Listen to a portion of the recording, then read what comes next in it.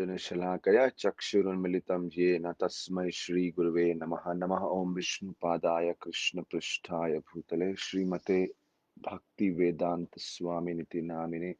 नमस्ते सारस्वती देवे गौरवाणी प्रचारिणे निर्विशेषशून्यवादी पाश्चात्यादेशतारिणे।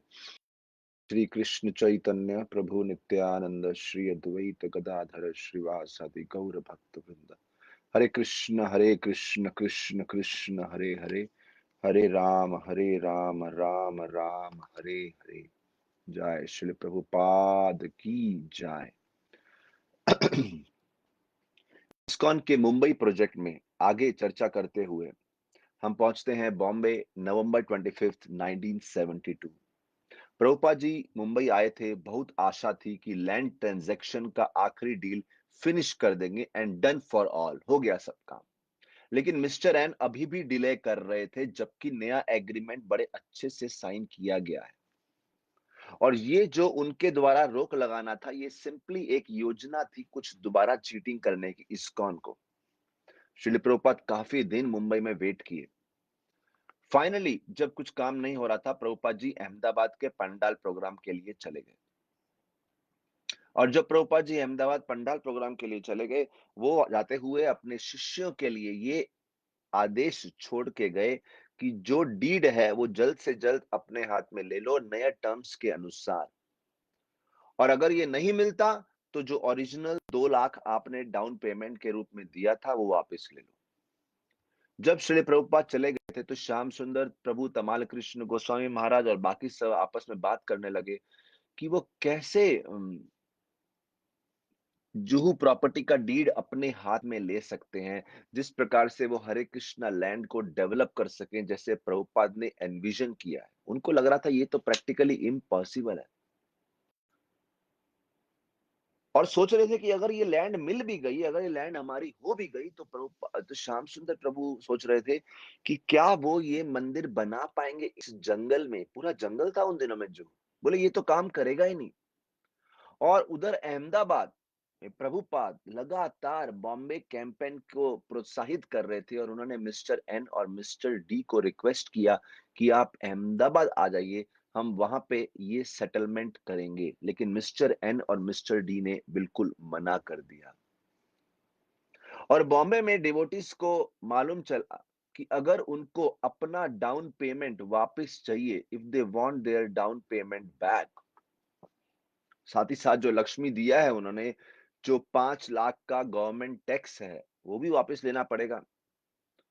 उसके लिए उनको नया एग्रीमेंट पूर्ण रूप से कैंसिल करना पड़ेगा। वो पूरी तरह से कंफ्यूज थे क्या करें, और टाइम भी कम था।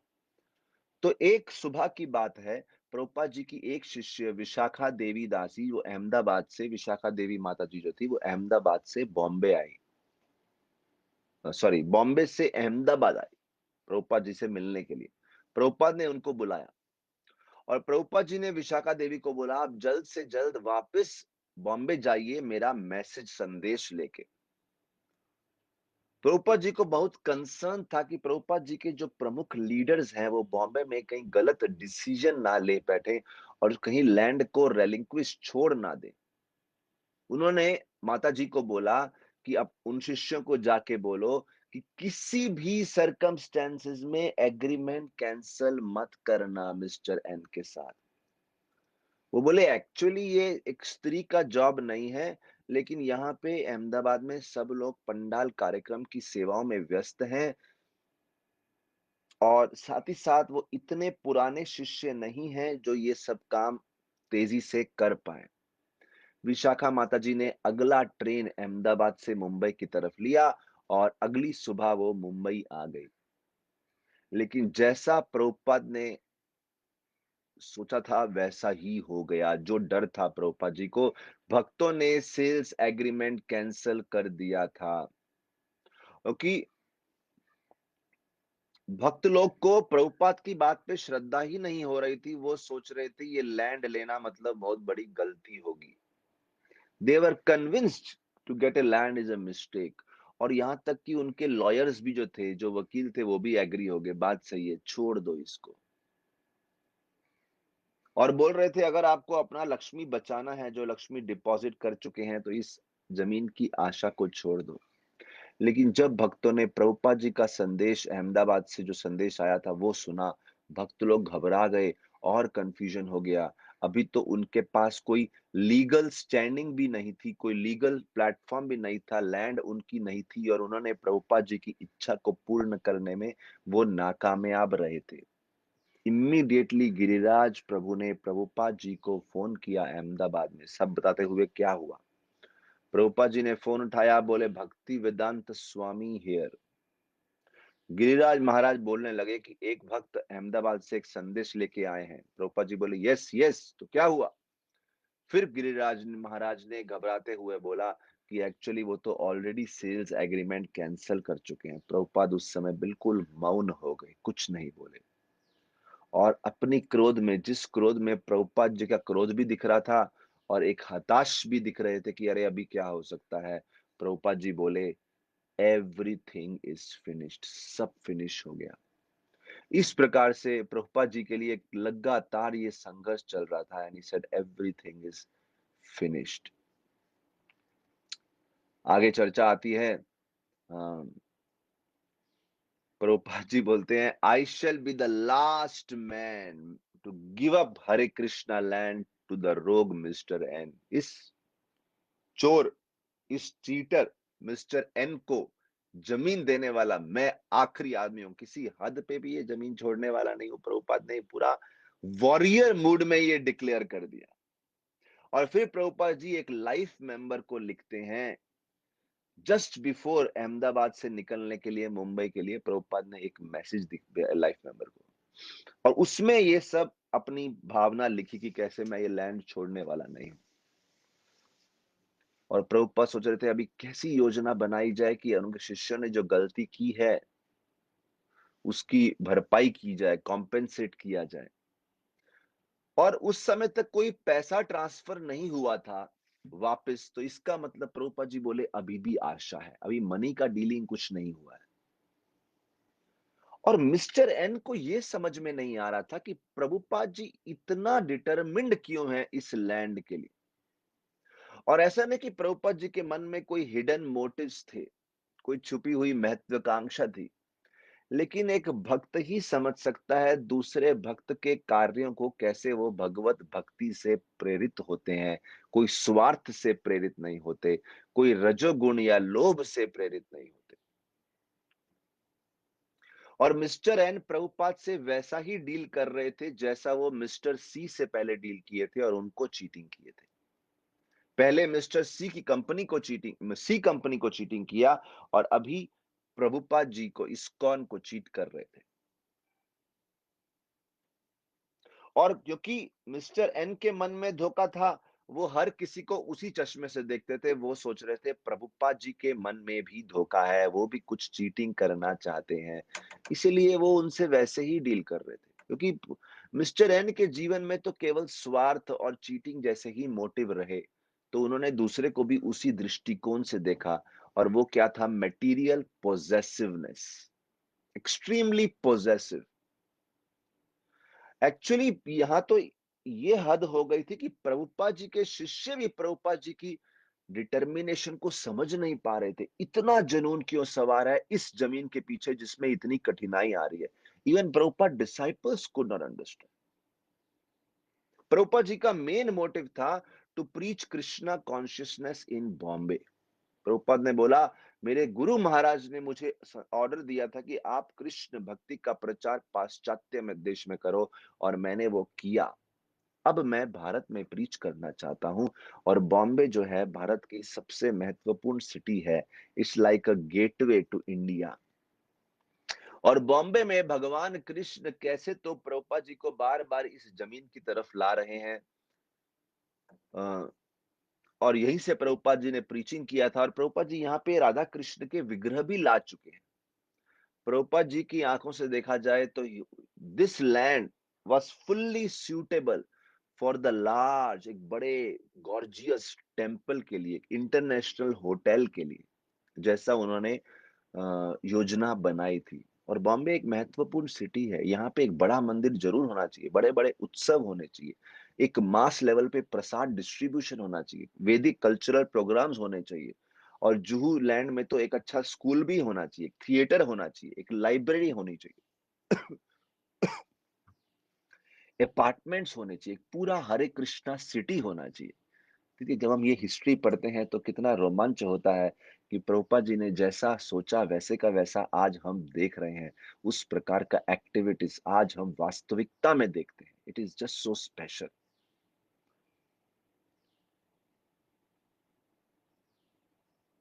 इसलिए जब प्रभुपाद को इतना क्लियर था विजन अपना, तो प्रभुपाद कैसे अपना प्रस्ताव वापस ले सकते थे इस आदमी से जो केवल चीट करने की सोचता है।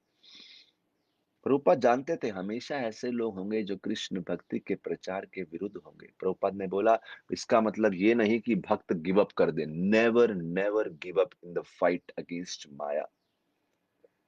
प्रभुपाद जी बोले एक प्रचारक को टॉलरेंट होना चाहिए, सहनशील, सहिष्णु। और बोले प्रभुपाद जी कि sometimes when all else failed and Krishna's interest was at stake, बोले भगवान कृष्ण का मिशन जब स्टेक पे है, भक्त को फाइट करना चाहिए। भक्त शुड नॉट गिव अप। और दूसरा रीजन प्रभुपाद ने इस प्लॉट को रेफ्यूज किया देना, क्योंकि वो डीटीज को प्रॉमिस कर चुके थे, इसलिए वापस देना नहीं चाहते थे कि उन्होंने राधा रास बिहारी को प्रॉमिस किया था। उन्होंने भगवान कृष्ण को इनवाइट किया था और बोला था कृपया आप यहाँ रहिए, मैं आपके लिए बड़ा विशाल मंदिर बनाऊंगा। So it was a very personal relationship with Krishna. तो एक दृष्टि से बाहरी कारण प्रभुपाद जी का इस लैंड के प्रति इतना दृढ़ निश्चय होना, एक तो एक्सटर्नल रीजन था कि मिशनरी वर्क करना है, बड़ा सेंटर बनाना है, प्रचार, प्रसाद डिस्ट्रीब्यूशन, होटल, एटसेट्रा एटसेट्रा। लेकिन इंटरनल रीजन था प्रभुपाद जी का कमिटमेंट राधा रास बिहारी के प्रति। और प्रभुपाद जी तो इतना फाइट करने पे तत्पर हो गए थे, ऐसे लग रहा था देखने वालों के दृष्टिकोण से, ये तो केवल फाइट करने का मजा लेने के लिए फाइट ले, just for the fighting sake he is fighting, what's the point. और प्रभुपाद जी तो कभी कभी मिस्टर एन को कंस से कंपेयर करते थे, जो राक्षस श्रीमद् भागवतम में जिसका जिनका वर्णन किया गया है, कंस का, जो बार बार भगवान कृष्ण को मारने का प्रयास किया। प्रभुपाद जी कहने लगे, जैसे कंस ने छोटे छोटे असुरों को भेजा था कृष्ण को मारने के लिए, इसी प्रकार से मिस्टर एन ने बहुत सारी डिमोनियक टेक्निक्स या डिमोनियक एजेंट्स, जैसे उनके लॉयर, उनके फ्रेंड, हुडलम्स, गुंडा इत्यादि को भी प्रयोग किया, ये लैंड में इस्कॉन मंदिर ना बनने के लिए। और प्रभुपाद जी बोले भगवान कृष्ण के द्वारा कंस के असुरों को मारा जाना एक बड़ी लीला थी और भगवान कृष्ण ने उनको एंजॉय किया। तो अभी लीलामृत में लिखते हैं कि प्रभुपाद जी कृष्ण के सेवक के रूप में पूर्ण रूप से एब्जॉर्ब थे उसी फाइटिंग लीला में। ही वॉज विजिलेंट, बहुत ध्यानपूर्वक, मिलिटेंट, ऐसे मिलिट्री भाव में। और जब मिस्टर एन ने बार बार चीटिंग किया या भक्तों को डराने का कोशिश किया, प्रभुपाद ने अपना जमीन नहीं छोड़ा। अपना he did not leave the ground, he held his ground. क्योंकि उनको मालूम था कृष्ण और कृष्ण के मिशन को चैलेंज हुआ है। प्रभुपाद जी एक प्रोटेक्टर के भाव में थे, एक पेरेंट के भाव में थे। प्रभुपाद जी दर्शाते हैं कि मिशन में कैसे भक्त को वात्सल्य भाव में होना चाहिए। ये नहीं कि कृष्ण हमें प्रोटेक्ट करेंगे, बल्कि भाव होना चाहिए हम कृष्ण को प्रोटेक्ट करेंगे, हम कृष्ण के मंदिर को प्रोटेक्ट करेंगे। ये कितनी सुंदर बात है यहाँ पे। बोले हम कृष्ण के मंदिर को प्रोटेक्ट करेंगे, ऐसा भाव होना चाहिए, वात्सल्य भाव, like a parent of the deities. जैसे भगवान विग्रह के पेरेंट हैं Srila Prabhupada. Prabhupada ji nectar of devotion में समझाते हैं कि बहुत सारे भक्त हैं जिनका भगवान श्री कृष्ण के साथ शाश्वत संबंध है, कृष्ण के प्रोटेक्टर के रूप में। जैसे जब बचपन में कृष्ण कालिया से युद्ध कर रहे थे, उस समय भगवान कृष्ण के माता पिता ऐसी दिव्य, ऐसे चिंता में मग्न हो गए थे कि हमारे बच्चे की रक्षा कौन करेगा। उन्होंने देखा कृष्ण कालिया के फनों में लिपटे हुए हैं और वो कृष्ण के जीवन के लिए चिंतित हो गए और वो कृष्ण की रक्षा करने चाहते थे, क्योंकि वो तो शाश्वत काल से शाश्वत रूप में कृष्ण के माता-पिता हैं। उनकी तो चिंता यही होती थी कि भगवान कृष्ण को कैसे कोई भी हार्म नहीं होना चाहिए।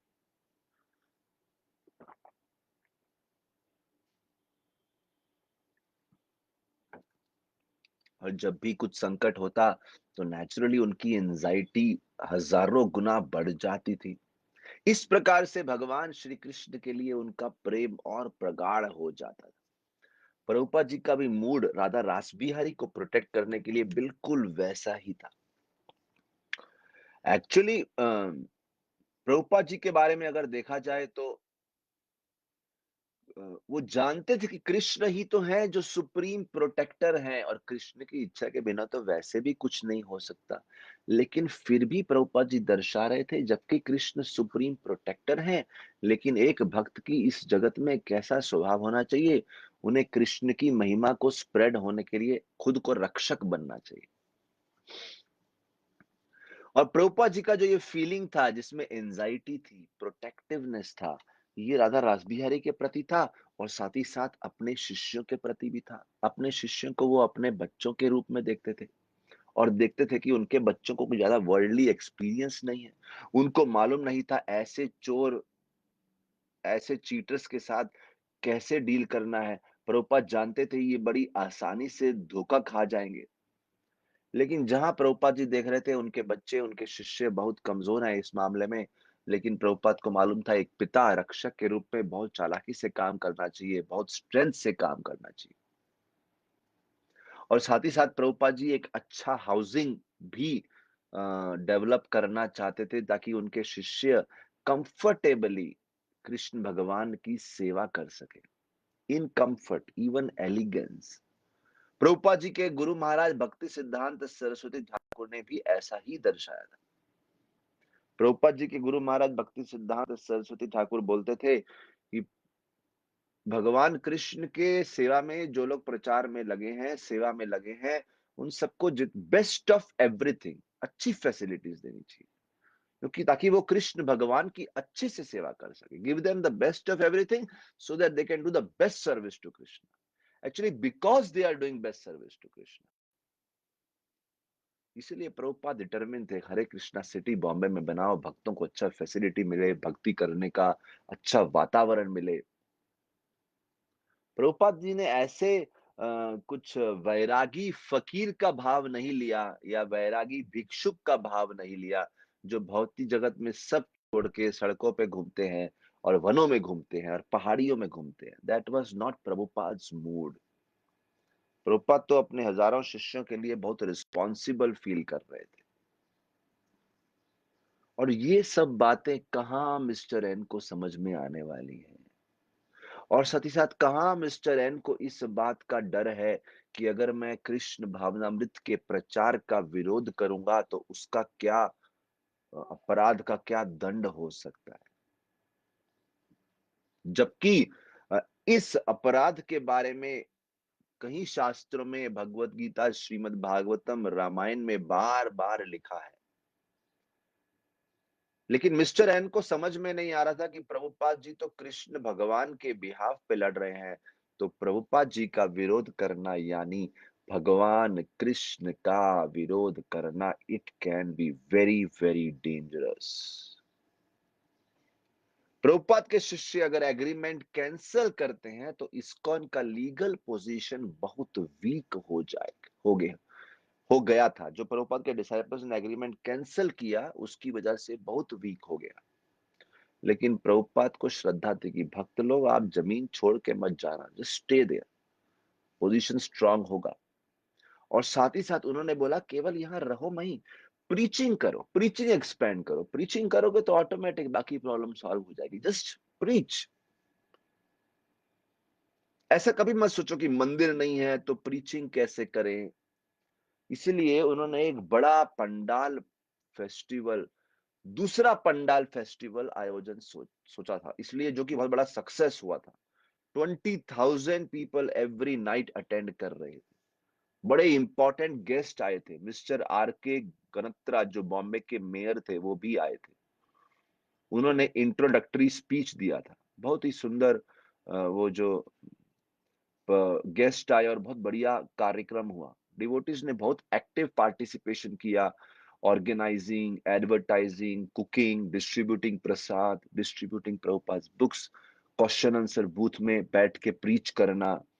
और पंडाल फेस्टिवल इतना सक्सेसफुल हो गया कि भक्तों का जो मॉरल था वो फटाफट अपलिफ्ट हो गया, उनको बहुत उत्साह मिला, क्योंकि बहुत थक गए थे लगातार लीगल फाइट करते हुए और लैंड की चिंताओं में। तो प्रचार जो है आपको मैनेजमेंट की चिंताओं से ऊपर उठा के एक अलग स्तर पे ले जाता है। तो जहां हम प्रॉब्लम्स को मैनेज करते हैं, साथ ही साथ प्रचार करता रहना चाहिए। It keeps the spirit uplifted. जनवरी 1973 का लास्ट वीक जो था, end of January, Prabhupada ji mister N से फिर से मिले, मिस्टर महादेविया के घर पे। प्रभुपाद जी के लॉयर्स ने ऑलरेडी मिस्टर एन के प्रति एक क्रिमिनल केस फाइल कर दिया था, लेकिन प्रभुपाद जी फिर भी चाहते थे कोर्ट से बाहर ही आपस में सेटलमेंट हो जाए तो कितना अच्छा हो जाए, क्योंकि प्रभुपाद जी मिस्टर एन के साथ बहुत ही ग्रेशियस और चार्मिंग रूप से व्यवहार करते थे। लेकिन mister N always appeared very responsive and polite. Prabhupada ji के सामने बिल्कुल विनम्र हो जाते और बिल्कुल वैसा ही व्यवहार करते जैसे प्रभुपाद जी प्रेम से दे रहे थे। लेकिन इस बार जब मिस्टर महादेविया के घर मिले, क्योंकि अभी एक क्रिमिनल केस भी फाइल हो चुका था, तो मिस्टर महादेविया के घर मिले तो एक मूड डिफरेंट था। कोई स्माइल नहीं थी चेहरे पे, कोई फ्रेंडली वर्ड्स नहीं थे। मतलब उनके व्यवहार में कोई सभ्यता, कोई फॉर्मल रिलेशनशिप दिख ही नहीं रहा था। कुछ ही मिनटों के बाद बहुत ही मतलब गर्मा गर्मी हो गई और कुछ मिनटों के बाद प्रभुपाद जी ने अपने शिष्यों को बोला, आप कमरे से बाहर जाइए, और हिंदी में बोलना शुरू किया। मिस्टर एन ने प्रभुपाद के ऊपर बहुत एक्यूज करना शुरू किया और डिवोटीज को मिस्टर एन बोलते हैं कि आप और आपके भक्त सीआईए से कनेक्टेड है। मिस्टर एन ने बोला, मैं मंडे को आऊंगा, 2 लाख का चेक और आपको आपका पैसा दे के चले जाऊंगा। प्रभुपाद ने बोला, ऑल राइट, अगर आप अपना जमीन देना नहीं चाहते तो हम चले जाएंगे, लेकिन सोच लो ये करने से पहले। ऐसा प्रभुपाद जी ने उनको चेतावनी दिया। लेकिन मिस्टर एन एक के बाद एक प्रभुपाद जी के ऊपर एक्यूजेशंस लगाते गए। मिस्टर एन बोलते हैं, आप लोग अपने आप को जमीन का ओनर बोलते हैं, लेकिन आप तो पूरे एरिया केवल केवल डिस्टरबेंस है। सुबह सुबह 4 बजे उठ जाते हैं, इतना हल्ला गुल्ला करते हैं, कीर्तन करते हैं, you are disturbing everyone. Prabhupada ji बोले, we do not claim to be the owners. हमारा फिलॉसफी बहुत क्लियर है, हम ओनर नहीं है, भगवान कृष्ण सच्चे स्वामी हैं, he is the real owner. और भगवान कृष्ण तो ऑलरेडी उस लैंड पे बैठे हैं, आप क्यों हमें इतना तकलीफ दे रहे हैं? हमसे धन ले लीजिए और हमें लैंड दे दीजिए, और अगर आप हम चाहते हैं कि हम लैंड खाली कर दें तो ठीक है, हमें चेक दे दीजिए। लेकिन प्रभुपाद जी हिचकिचाहट से बोल रहे थे कि प्रभुपाद जी लैंड देना नहीं चाहते थे, और साथ ही साथ प्रभुपाद जी के भाषा में क्रोध दिख रहा था, उनको क्रोध आ रहा था इस आदमी के ऊपर। कृष्ण भगवान कंस के ऊपर क्रोध दर्शाए, प्रभुपाद जी भी भगवान कृष्ण की खातिर, he was getting angry Krishna भगवान की सेवा के लिए। प्रभुपाद जी बोले, ठीक है, चेक लेके आओ, हम जमीन खाली कर देंगे। अरे कल ही क्यों, हम आज रातों खाली करेंगे, give us our money back. Mister N चिल्लाए, बोले, मैं स्वयं डीटीज को निकाल दूंगा वहां से, मैं मंदिर तोड़ दूंगा, I will remove the deities. और ये बोलते हुए मिस्टर एन कमरे से बाहर चले गए। और उसी रात को मिस्टर एन को सीवियर हार्ट अटैक हुआ, हॉस्पिटलाइज हो गए, और 2 हफ्ता लेटर उनकी मृत्यु हो गई। मिसेस एन, जो कि अपने हस्बैंड जैसे लीगली एस्ट्यूट, स्ट्रांग, इंटेलिजेंट नहीं थी, उन्होंने सोचा मैं ये फाइट लड़ूंगी। और उनके लॉयर्स, वो तो उनको तो फीस चाहिए था, जितना लंबा मुकदमा चले अच्छी बात।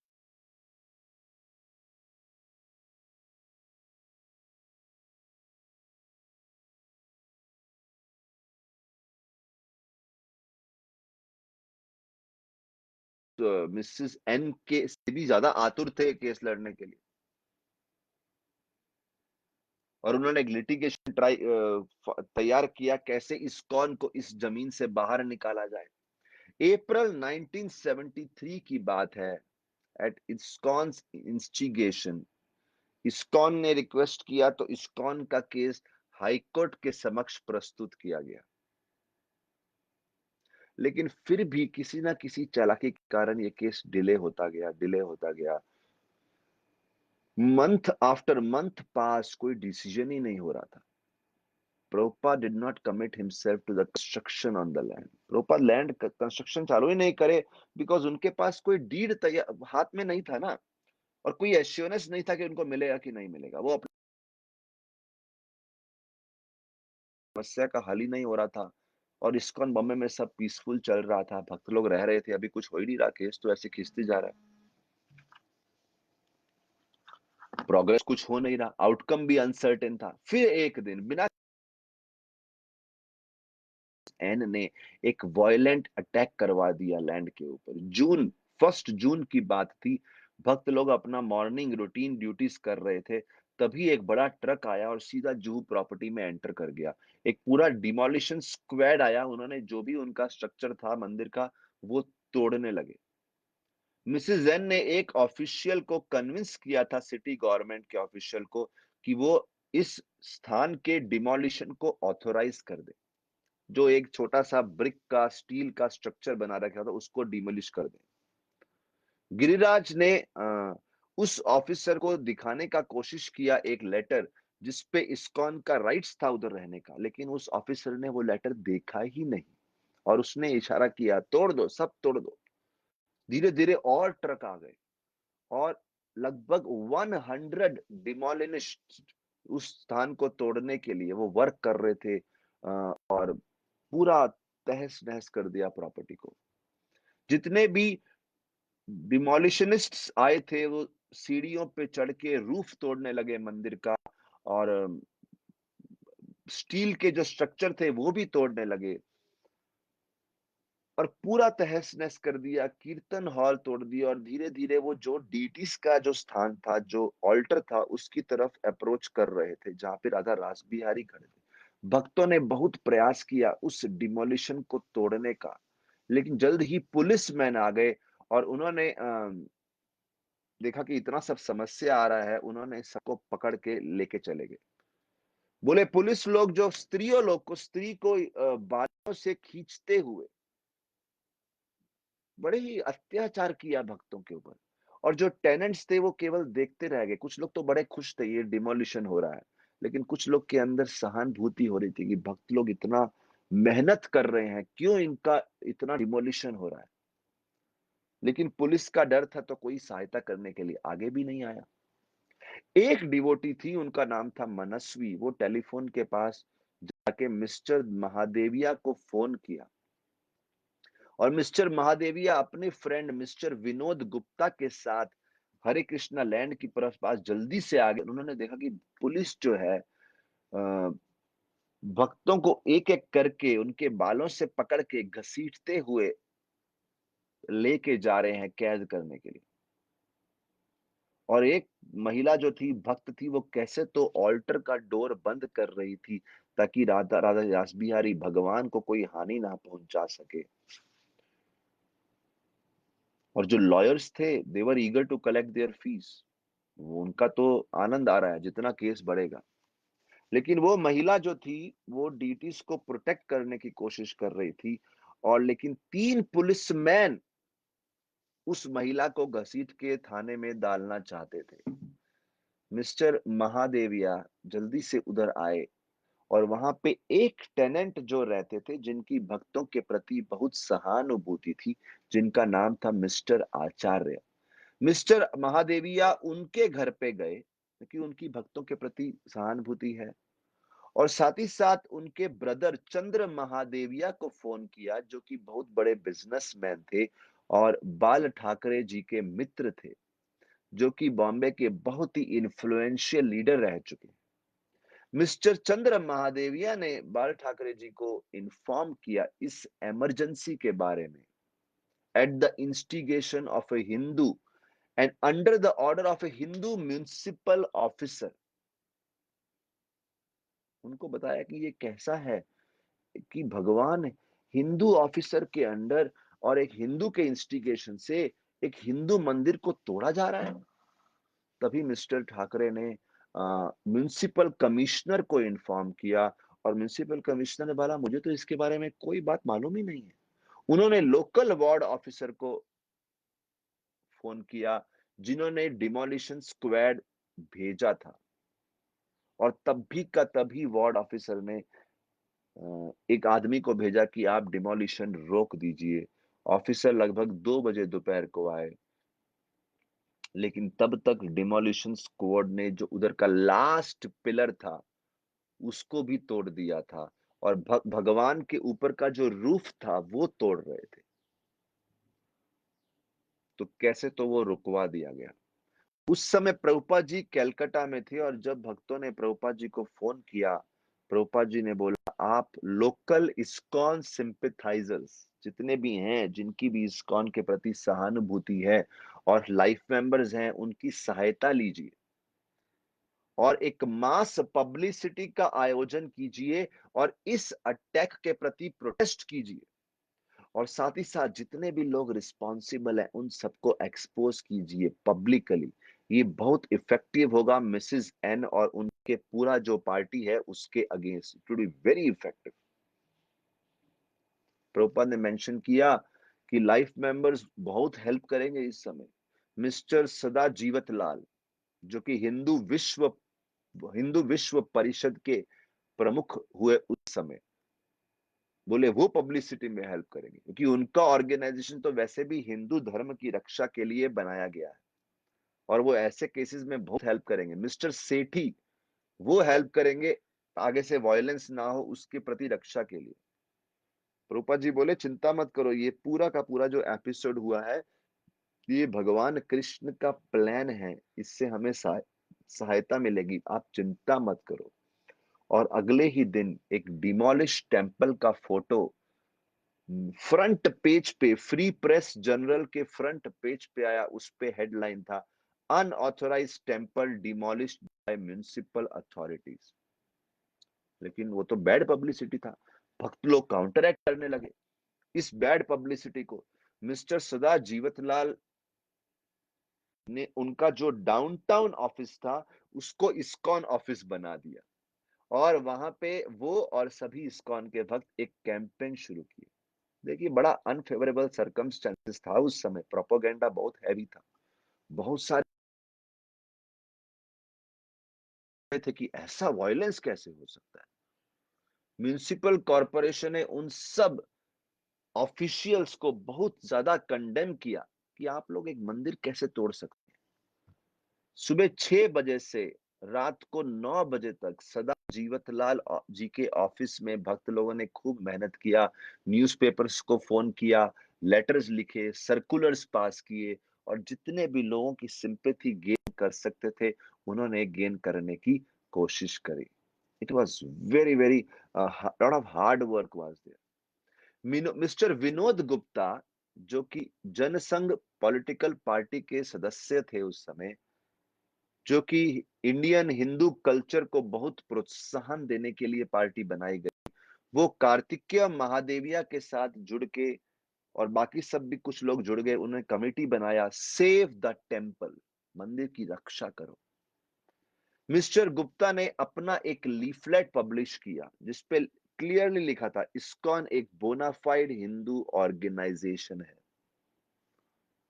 और गिरिराज महाराज मेहनत कर रहे थे अलग अलग गवर्नमेंट ऑफिशियल से मिलके उनका सहयोग प्राप्त करने के लिए, बॉम्बे के अलग अलग लीडिंग सिटीजन से मिलना, जो कि ताकि लोग अप्रिशिएट करें कि हरे कृष्णा मूवमेंट कितना ऑथेंटिक है।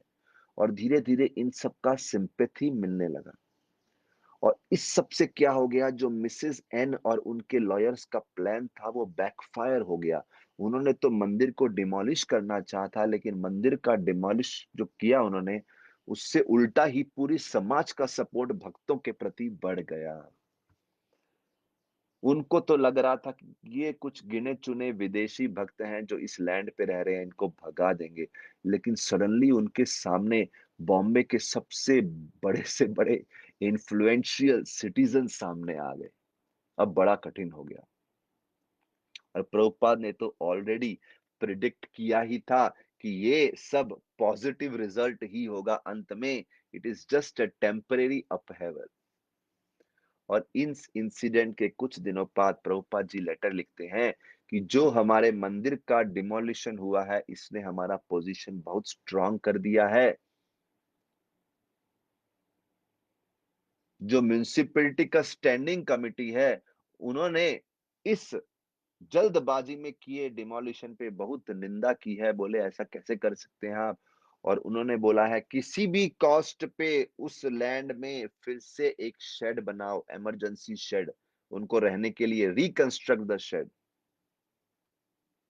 और यही नहीं, बोले temporary construction shall continue to stay. और जो टेम्परेरी कंस्ट्रक्शन होगा उसे तब तक कोई डिमोलिश नहीं कर सकता जब तक कोर्ट का डिसीजन है उनके साथ। जब तक कोर्ट फाइनल डिसीजन नहीं ले लेता कि लैंड का ओरिजिनल प्रोप्राइटर कौन होगा।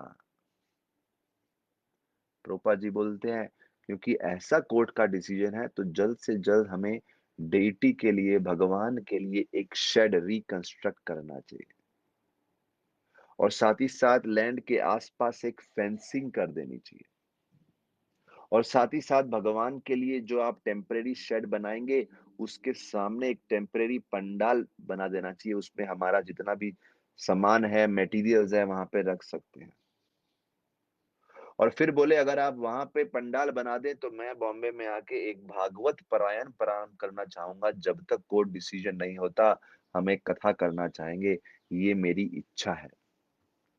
तो भक्त लोग को समझ गया प्रभुपाद जी का विजन। देखिए, भक्त लोग के लिए ये पूरा एक नया अनुभव था कि कृष्ण भावनामृत आंदोलन में इस प्रकार से भाग लेना और ऐसे ऐसे योजनाओं का भाग बनना।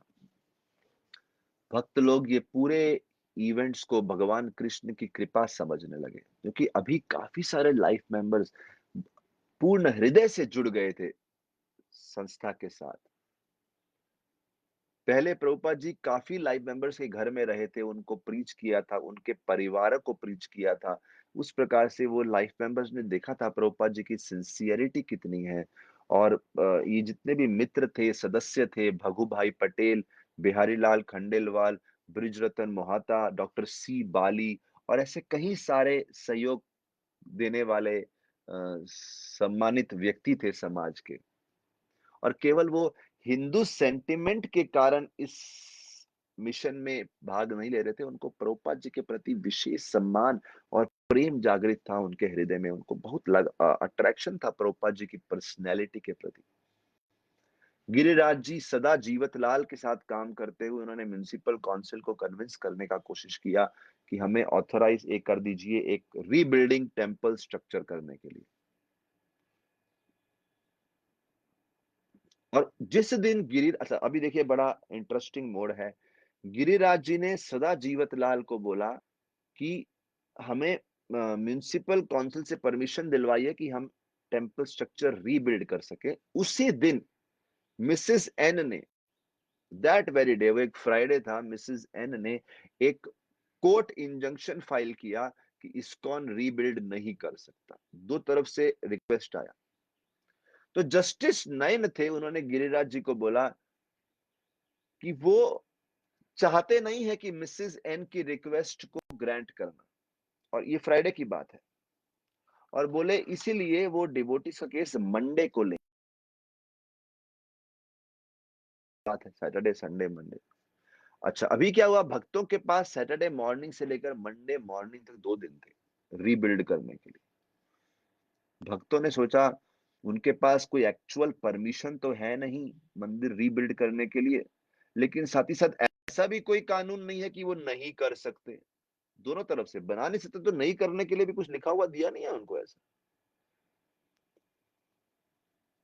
और फिर बोले अगर मंडे को जस्टिस नैन को ये बोलना पड़ा कि आप मंदिर बिल्ड नहीं कर सकते, टेम्पल बिल्ड नहीं कर सकते, टेम्परेरी कंस्ट्रक्शन नहीं कर सकते, तो फिर वैसे ही मुश्किल हो जाएगा। तो ये 2 दिन में कुछ तो बना देना चाहिए वीकेंड में। मिस्टर लाए जो एक फॉर्मर कॉन्ट्रैक्टर थे, उन्होंने सब मटेरियल्स अरेंज किया, ब्रिक्स थे, जो भी सीमेंट इत्यादि था, एस्बेस्टो था, मिस्टर सेठी ने कुछ लेबरर्स को अरेंज किया और फ्राइडे को 8 बजे रात को सबने काम शुरू किया। पूरी रात काम करते रहे जबकि बारिश आ रही थी और मंडे सुबह जब जज को मालूम चला अभी तो एक छोटा मंदिर वहां बन चुका है, उन्होंने बोला अभी जो बन गया सो बन गया, उसे कोई डिस्ट्रॉय नहीं कर सकता, ऐसा उन्होंने स्टेटमेंट दिया। जब प्रभुपाद ने ये न्यूज़ सुना तो Prabhupada said this is complete victory, temple तो अब बन ही गया है और पब्लिक ओपिनियन तो पूरा कृष्ण भगवान के इस्कॉन के ही फेवर में था। तो इस प्रकार से बड़ी सुंदर हम देख रहे हैं ये लीला चल रही है। आगे लीलामृत में मायापुर की कथा दी है। मायापुर में क्या हुआ, जून 1973, 1 जून को मायापुर में क्या हुआ। बोले मायापुर की बिल्डिंग कंप्लीट तो नहीं थी लेकिन प्रभुपाद जी वहां रहने के लिए आ गए थे। उन्होंने 2 कमरे ले लिए थे, एक स्टडी रूम और एक उनका बेडरूम, सेकंड फ्लोर पे। और साथ ही साथ उस समय मंदिर में कंस्ट्रक्शन का काम चल रहा था और बाकी भी बिल्डिंग का दूसरे भागों में काम चल रहा था। जब प्रभुपाद जी वहां पे आए तो पहले ही दिन एक बड़ा तूफान उठा। बहुत घने काले बादल, बहुत आंधी तूफान होने लगा। थोड़ा ही समय के लिए तूफान रहा और डैमेज कुछ खास नहीं हो पाया। प्रभुपाद जी लिखते हैं I have just now come to Mayapur. और प्रभुपाद जी लिखते हैं मायापुर का वातावरण ऐसा दिव्य है, ऐसा आध्यात्मिक शक्ति से भरपूर है कि यहाँ पे मेरा स्वास्थ्य बहुत अच्छा हो जाएगा, मुझे इस बात की आशा है। प्रभुपाद जी बोले हर क्षण, हर पल में मेरे हृदय का आनंद बढ़ रहा है।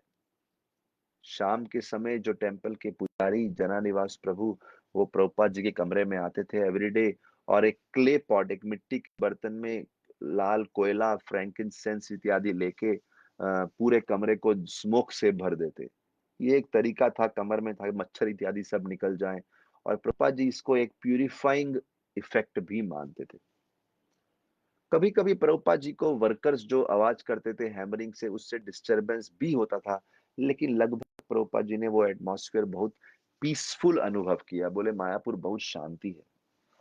उन दिनों बहुत कम भक्त वहां पे रह रहे थे और प्रभुपाद जी ने मैक्सिमम समय अपना अटेंशन दिया अपनी पुस्तक ट्रांसलेट करने के लिए, थोड़े गेस्ट से मिलने के लिए और वहां पे जो मायापुर प्रोजेक्ट डेवलप कर रहे हैं उनसे बातचीत करने के लिए। उन्होंने भवानंद महाराज और जयप्रताका महाराज को अपना इच्छा व्यक्त किया और बताया कि कैसे उनकी क्या-क्या इच्छा है मायापुर के लिए और कैसे वो भवानंद महाराज और जयप्रताका महाराज के द्वारा इस इच्छा को पूर्ण करना चाहते हैं। और जिस बिल्डिंग में प्रभुपाद जी रह रहे थे, उनके साथ जो भी भक्त उस बिल्डिंग में रह रहे थे, वो अपने आप को प्रभुपाद जी का एक तुच्छ सेवक के रूप में बड़े आनंद से as menial servants they were staying with Prabhupada. देखिए, जितनी भी इस्कॉन की बिल्डिंग्स थी, सभी प्रभुपाद की ही थी। अ, इस पूरा इस्कॉन प्रभुपाद का था, लेकिन मायापुर में ऐसा भाव एक विशेष ही था। Prabhupada would feel so um, there's such a deep sense of belonging in Mayapur, बहुत ही होमली था। देखिए जनरली हर सेंटर में भक्त लोग फंड कलेक्शन करते थे अपने मंदिर को और स्ट्रांग बनाने के लिए, अपने सेंटर को डेवलप करने के लिए। लेकिन प्रभुपाद जी ने पर्सनली इस बात का रिस्पॉन्सिबिलिटी लिया कि वो स्वयं मायापुर के लिए फंड्स रेज करेंगे। उन्होंने एक मायापुर वृंदावन ट्रस्ट खोल दिया, fund of donations from his disciples, MVT trust, जो मायापुर वृंदावन को डेवलप करने में सहायता करेगा। और बोले अगर पैसे का किसी धन का किसी प्रकार से गलत प्रयोग हुआ, एनर्जी मिसयूज हुई या बिल्डिंग किसी प्रकार से भी डैमेज हुआ, प्रभुपाद जी को बहुत चिंता होती थी और बहुत बुरा लगता था। और अब तो प्रभुपाद जी पर्सनली मायापुर में रह रहे थे, हमेशा वहां पे पूरा स्वयं निरीक्षण करते, ही वुड वॉक अराउंड और अपना पर्सनली डिटेल्ड इंस्ट्रक्शन देते कैसे हर चीज डेवलप होनी चाहिए। और कोई गलती हो जाए तो बहुत डांटते भी और बोलते कैसे इसको सुधारना है। और बोलते हैं उधर का जो पिंक और रेडिश बिल्डिंग था, जो प्रभुपाद जी बना रहे थे भक्तों के रहने के लिए मंदिर के आसपास, बोले ऐसे लग रहा था ये बड़ा ट्रांसेंडेंटल शिप है, एक नाव है। और प्रभुपाद जी जो अक्सर वहां पे राउंड लेते रहते थे, ऐसे लग रहा था प्रभुपाद जी उनके कैप्टन है। और वो कैसे सभी निवासियों को स्ट्रिक्ट ऑर्डर देते थे कि कैसे उनकी शिप को अच्छे से बनाना है। तो ऐसे भक्तों का रियलाइजेशन, और प्रभुपाद जी का बहुत अफेक्शन और डीप ग्रेटिट्यूड था उन सब भक्तों के प्रति जो अपना जीवन समर्पित कर रहे थे मायापुर प्रोजेक्ट को डेवलप करने के लिए। Prabhupada was very very happy that these devotees are developing these project.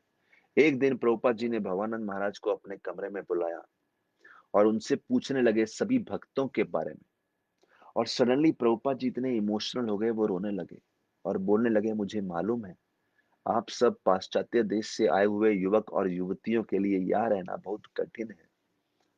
बोले आप सब बहुत डेडिकेटेड हैं, you are serving here in my mission, आप मेरे मिशन में इतने डेडिकेट होके सर्व कर रहे हैं। मुझे मालूम है आपको ढंग का प्रसाद भी कभी कभी नहीं मिलता, आपको अच्छे से दूध इत्यादि भी नहीं मिलता, आपने अपना सब ऐश्वर्य छोड़ के आए हैं, आप कभी कंप्लेन भी नहीं करते। मैं आप सबके प्रति बहुत बहुत कृतज्ञ हूँ। भवानंद महाराज अपना मेमोरीज में जाते हुए स्मरण करते हैं कि जो मार्बल वर्कर्स थे वो किसी एक छोटे से चटाई की कुटिया में रहते थे जो कंस्ट्रक्शन साइट के बिल्कुल पास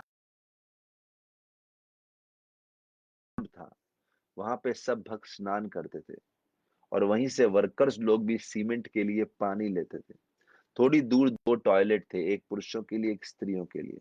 बहुत सिंपल सा टॉयलेट, मानो बस ग्राउंड में दो होल बना के रखे हैं और उसके आसपास एक चटाई की कुटिया बना रखे थे। और तूफान आते थे, बारिश आती थी, तो कभी कभी पूरा कीचड़ हो जाता था, उस कीचड़ से होके उनको जाना पड़ता था टॉयलेट तक। और कभी कभी वहां पे सांप भी होते थे, बहुत जंगली सा वातावरण था, कंस्ट्रक्शन साइट थी। भवानंद महाराज बोलते हैं एक्चुअली कोई कंस्ट्रक्शन साइट पे रहता नहीं है, बट हम लोग रहे। श्री प्रभुपाद जी के दृढ़ निश्चय और प्रेम को देख के हम प्रोत्साहित हुए और हम रहे वहां पे। हमारे लिए बहुत अच्छा था। और बाथरूम तो कोई ढंग का था ही नहीं, ओपन फ्लोर विद कंक्रीट और कुछ नहीं। और भक्त लोगों ने बहुत सहनशीलता दिखाई मायापुर में इस तपस्या में रह के। कभी कभी भक्तों को लगा कि यहाँ बहुत कठिन है, लेकिन प्रभुपाद जी को कभी नहीं लगा ये कठिन है। वो भक्तों को एनकरेज करते, बोले Mayapur is so wonderful, Mayapur इतना अच्छा है कि आप तो यहाँ जल और पानी पे ही जल और हवा पे ही गुजारा कर सकते हैं। It is simple, what else you need. Prabhupada ji ऐसे आध्यात्मिक भाव में थे। और उस जमीन के आसपास जो भूमि थी वो केवल कुछ राइस फील्ड्स थे। और बोले प्रॉपर्टी के एंट्रेंस से टेम्पल बिल्डिंग तक जाना लगभग 200 यार्ड्स का डिस्टेंस था। अ, तो पूरा वातावरण बता रहे हैं भवानंद महाराज किस प्रकार की तपस्या थी, किस प्रकार का वातावरण था। अम, और कभी कभी तो बिजली नहीं होती थी, most of the time electricity भी नहीं थी, पावर सप्लाई कट ऑफ होती थी। वो लोग को कैरोसिन लैंप रात को यूज करना पड़ता था। और प्रभुपाद बोले कि lamp should be taken apart every day, रोज उनको ग्लास को वॉश करो, फ्रेश करो ताकि वो लाइट अच्छे से मिले। और प्रभुपाद जी बोले आगे से आप कैस्टर प्लांट्स ग्रो करो, कैस्टर सीड को क्रश करो और उनके ऑयल को यूज करो ये लैंप बर्निंग के लिए। और प्रभुपाद ने भक्तों को ये भी सिखाया कि कैसे सिंपल कुटिया, सिंपल ड्वेलिंग्स तैयार करनी है। अम, और साथ ही साथ प्रभुपाद बोले कि हमारा जो मेन प्रॉपर्टी है उसके सामने एक बड़ा गेट लगाओ, एक दीवार बनाओ ताकि सबको मालूम चले ये इस्कॉन प्रॉपर्टी है। और छोटे छोटे हट्स बनाओ उस वॉल के पास, और भक्त लोग उस सिंपल कॉटेजेस में रह सकते हैं। कोकोनट और बनाना ट्रीज लगाओ। और देखिए अभी कुछ भी कंप्लीट नहीं था, मंदिर कंप्लीट नहीं था, बिल्डिंग कंप्लीट नहीं था, लेकिन बहुत सारे गेस्ट वहां पे रहने के लिए आ रहे थे, स्पेशली प्रभुपाद जी से बात करने के लिए, विजिट करने के लिए, नॉट रहने के लिए बट विजिट करने के लिए। और प्रभुपाद जी बहुत पेशेंटली काफी घंटों तक प्रतिदिन उनसे बात करते कृष्ण भावनामृत के बारे में। जो भी गेस्ट आते इस मूवमेंट के बारे में बात करने के लिए, उसके प्रभुपाद जी सब उत्तर देते, सब प्रश्न उत्तर देते, फिलॉसफी बताते। और कभी-कभी वो बोलते कि कभी-कभी कोई व्यक्ति था, जिज्ञासा भी नहीं था, मेरा टाइम व्यर्थ कर दिया, वेस्ट कर दिया मेरा टाइम। लेकिन फिर भी बड़े सहनशीलता से बहुत ही वेल्दी हिंदू व्यक्ति मिस्टर ब्रिजरतन मल्होत्रा जी आए, अपनी पत्नी के साथ, जो कि आर.डी. बिरला जी की पुत्री हुई हैं। और कलकत्ता से वो प्रभुपाद जी को मिलने के लिए आए। Srila Prabhupada ji took care in properly hosting his guest.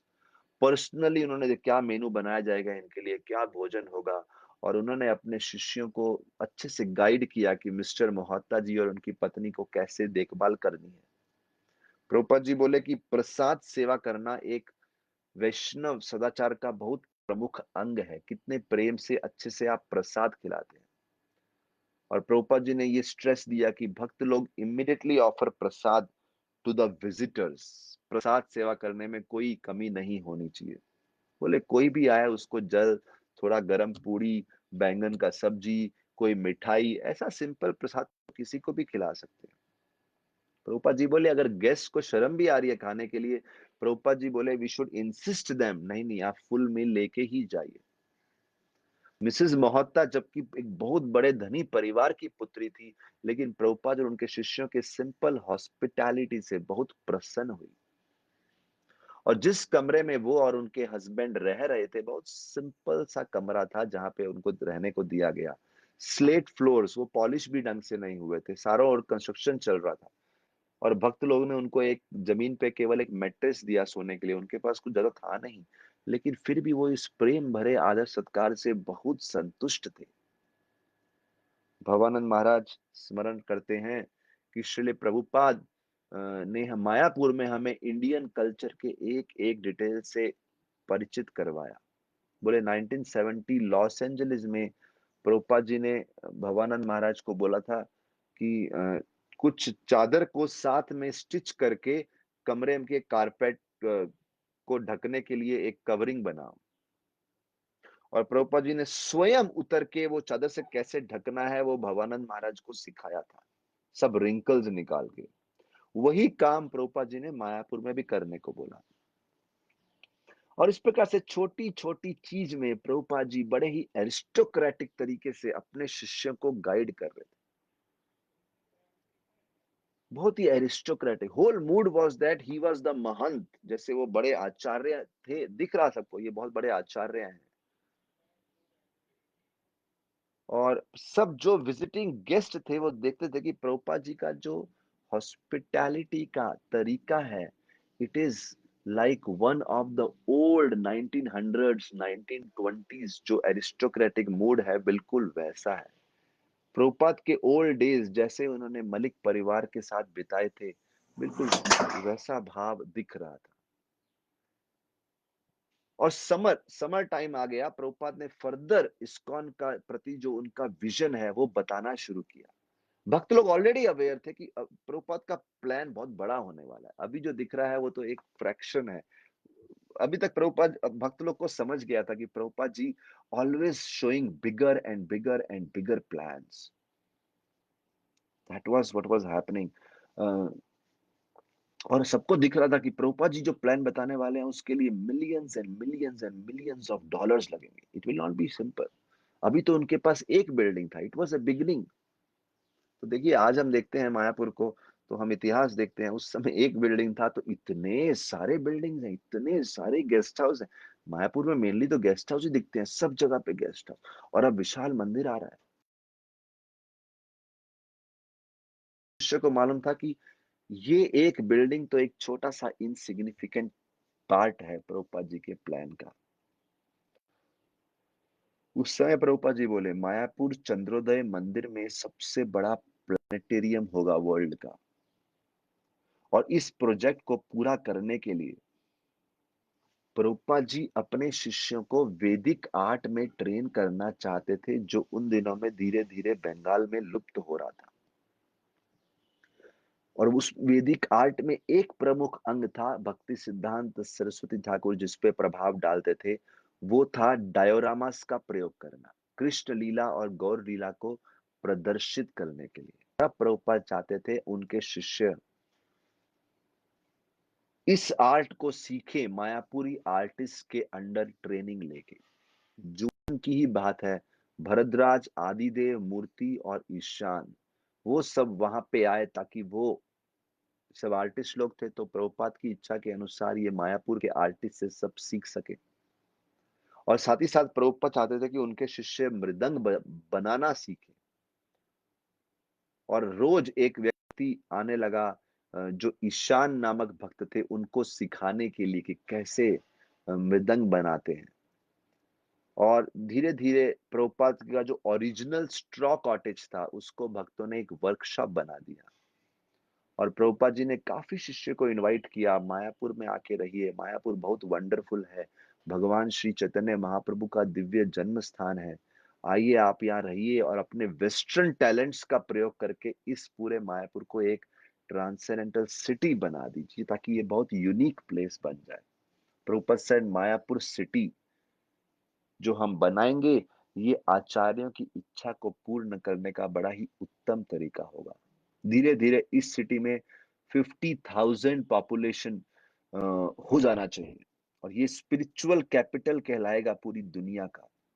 बड़ा एक विशाल मंदिर होगा सेंटर में और अलग अलग क्वार्टर्स होंगे और सिटी जो है एक परफेक्ट मॉडल होगा बाकी सिटीज के लिए। प्रभुपाद जी बोले ऐसा दिन आएगा जब बड़े बड़े शहर धीरे धीरे टूटने लगेंगे और उस समय पूरा जो समाज है, ह्यूमैनिटी है, it would take refuge in the cities which are modelled after Mayapur, ऐसा कंट्री साइड सिटीज। और इस प्रकार से प्रभुपाद जी पूरा विजन देने लगे। प्रभुपाद बोले Mayapur should eventually become more and more accessible, Nabadwip से एक ब्रिज बनाना चाहिए, एक मोटर लॉन्च बनाना चाहिए गंगा के मार्ग से, कलकत्ता से आता हुआ, और हर जगह से फ्लाइट का भी व्यवस्था होना चाहिए, इट वुड बिकम फेमस। और इस प्रकार से प्रभुपाद जी पूरा विजन दे रहे हैं और बोले बंगाल में मिलियंस बाय बर्थ ओनली वो सब भगवान महाप्रभु के फॉलोअर्स हैं, इसलिए बहुत आसानी से वो भक्ति ले लेंगे। हमारा तो मिशन ही श्री चैतन्य महाप्रभु का मिशन है। और उस समय प्रभुपाद जी बोलते हैं एक सेइंग है, जो बंगाल करेगा वो पूरा भारत करेगा। तो बोले अगर हम बंगाल को बदल दें और पूरे बंगाल में अच्छे से प्रचार करें तो पूरा इंडिया करेगा, और जब पूरा इंडिया करेगा पूरा विश्व करेगा। वो बोले अब मैंने आपको भगवान का किंगडम दे दिया है। और फिर प्रभुपाद जी अपने मायापुर मैनेजर्स को बोले मैंने आपको पूरा राज्य दे दिया, अभी लीजिए और इसे डेवलप कीजिए और एंजॉय कीजिए। फिर उसके बाद 1973 जून 27 की बात है, 27 जून, प्रभुपाद जी मायापुर से कलकत्ता गए और वहां पे तमाल कृष्ण महाराज को एक लेटर लिखे। उसमें लिखते हैं कि श्याम सुंदर प्रभु एक सजेशन दे रहे हैं कि I may go to London for meeting very important men there. जो जॉर्ज हैरिसन ने हमें नया घर दिया है वहां पे काफी प्रतिष्ठित लोगों को मिलना है, तो ऐसा सजेशन है। लेकिन यूरोप जाने से पहले मैं चाहता हूं बॉम्बे अफेयर्स का कुछ परमानेंट सेटलमेंट हो जाए। बोले अगर कुछ अच्छी जगह है बॉम्बे में रहने के लिए तो मैं फिर से आना चाहूंगा, और वहां पे अपना काम पूरा करके एक पक्का सेटलमेंट करके फिर मैं लंदन जाना चाहता हूँ। और उसके बाद प्रभुपाद जी ने कुछ दिन कलकत्ता टेम्पल में एल्बर्ट रोड पे बिताए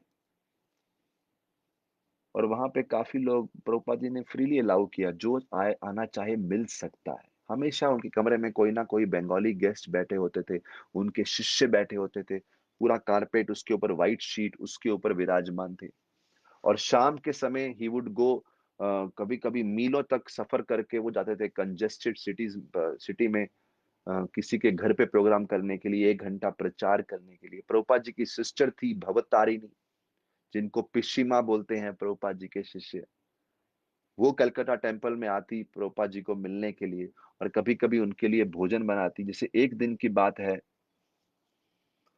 प्रभुपाद जी ने उनके हाथ की बनाई कचौड़ियाँ खाई और उसके कुछ घंटे बाद प्रभुपाद जी को अपने पेट में बहुत दर्द होने लगा। उन्होंने दरवाज़ा बंद किया और जाके विश्राम करने लगे।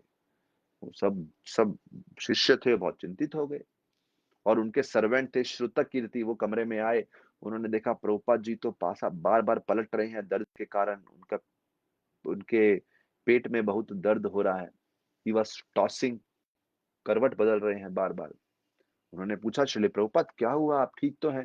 प्रभुपाद जी ने बोला, "वो कोकोनट की जो कचौड़ियाँ थी, वो पूरी तरह से पकी नहीं थी, तो मैं उसको हज़म नहीं कर पाया। बहुत पेट में पीड़ा हो रही है।" रात भर वो दर्द रहा। कुछ भक्त प्रभुपाद जी का मसाज भी करते रहे, लेकिन हर सांस के साथ प्रभुपाद जी दर्द के मारे करहा रहे थे, बहुत पीड़ित हो रहे थे और पिशी माँ बाजू में खड़ी थी, लेकिन प्रभुपाद जी के जो शिष्य थे, वो इस बात से चिंतित थे कि पिशी माँ अभी भी यहाँ पे विराजमान है, कहीं ऐसा ना हो फिर बोले मैं कुछ पकाना चाहती हूँ और फिर प्रभुपाद जी की पीड़ा बढ़ जाएगी। फिर प्रभुपाद जी ने बोला, नरसिम्हा देव का भगवान का पिक्चर लेके आओ ऑल्टर से और उनके बेड के बिल्कुल पास रख दो। कुछ भक्त तो डर गए, प्रभुपाद जी कहीं हमें छोड़ के तो नहीं जाने वाले। अगले दिन भी प्रभुपाद जी का बीमारी वैसे का ही वैसे ही रहा। फिर भक्तों ने एक लोकल आयुर्वेदिक डॉक्टर को बुलाया, जो आए, उन्होंने प्रभुपाद जी का इलनेस बताया, बोले सीवियर ब्लड डिसेंट्री हो गया है। तो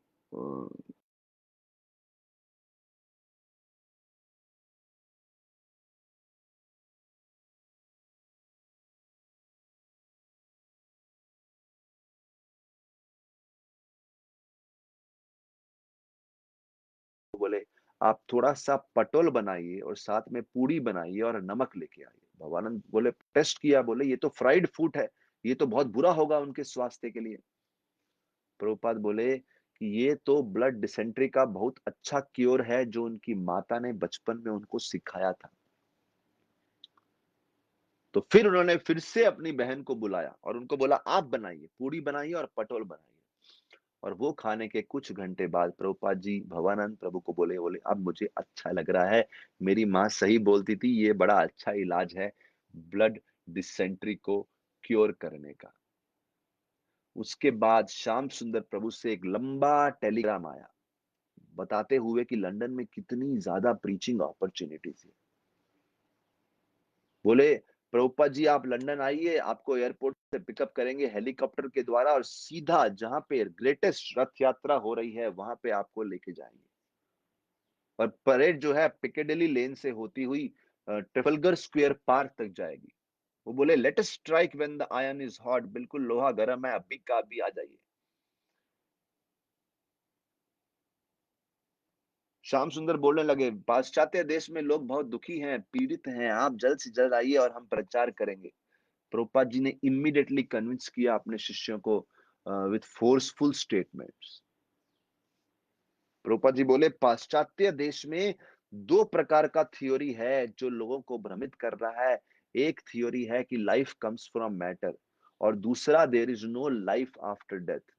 वो बोलते हैं सब कुछ मैटर है, आत्मा कुछ है ही नहीं, इस जीवन के बाद कोई जीवन ही नहीं है।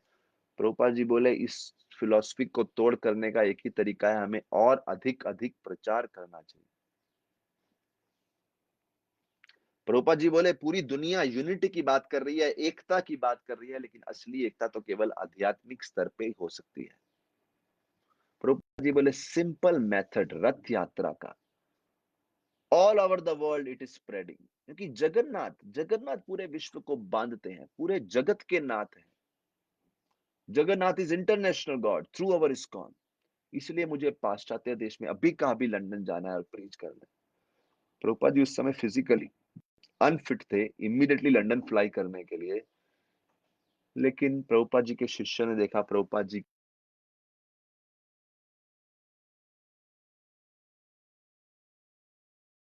To happen. तो इस प्रकार से प्रभुपाद जी लंदन की तरफ प्रस्थान करते हैं। लंदन में प्रभुपाद जी ने क्या प्रचार किया, इसकी चर्चा हम लोग अगली बार करेंगे। जुलाई 7 1973 रथ यात्रा का दिन था। उस दिन क्या चमत्कार हुआ, अगली बार करेंगे। बोलो श्रील प्रभुपाद की जय, समवेत भक्त वृंद की जय। हरे कृष्णा।